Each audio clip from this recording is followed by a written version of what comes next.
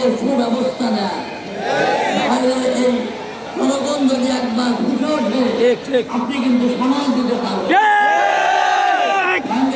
আমাদের ফরিদপুর জেলা প্রশাসককে বলবো আমাদের এই ফরিদপুর কিন্তু শান্ত আছে, এখানে যাতে বিশৃঙ্খলা করতে না পারে এদিকে আপনি সুদৃষ্টি রাখবেন।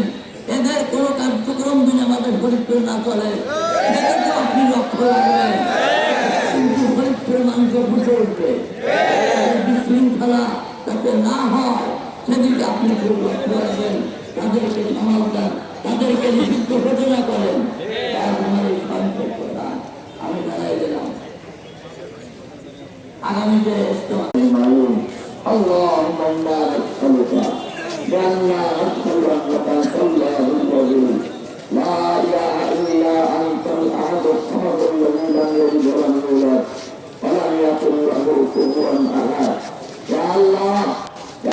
তুমি দেখতেছো আমি তুমি ভাবতে আল্লাহ হাতে গানের কেউ মাঠের জন্য